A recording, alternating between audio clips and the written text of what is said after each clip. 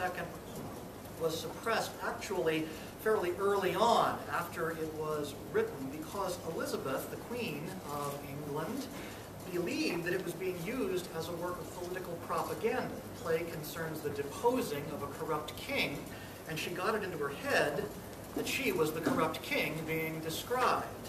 The speech that I'd like to read is delivered by the character of John of Gaunt shortly before he dies at the beginning of Act 2. It's a fantastic speech, probably the most famous speech in the entire play. And you can see a little bit of maybe what it was that piqued Elizabeth's interest in the opening lines of the speech. He says, "Methinks I am a prophet, new inspired, and thus expiring do foretell of him his rash, fierce blaze of riot cannot last. For violent fires soon burn out themselves."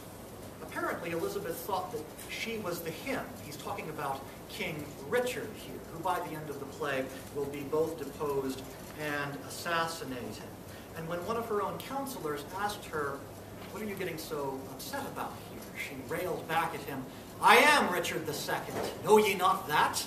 She assumed that she was being allegorized by this story, even though she did not have a reign that was marked by a fierce blaze of riot. She had been on the throne for nearly half a century by the time this play was revived.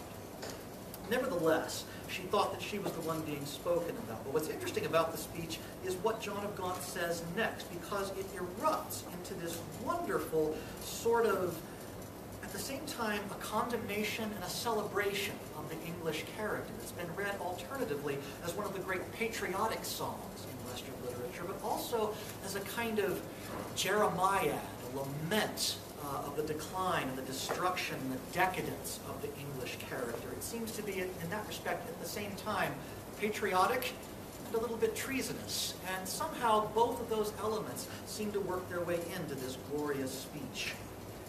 "With eager feeding, food doth choke the feeder. Light vanity, insatiate cormorant, consuming means soon preys upon itself. This royal throne of kings, this sceptred isle, this earth of majesty, this seat of Mars, this other Eden, demi-paradise, this fortress built by nature for herself against infection and the hand of war, this happy breed of men, this little world, this precious stone set in the silver sea, which serves it in the office of a wall, or as a moat defensive to a house against the envy of less happier lands. This blessed plot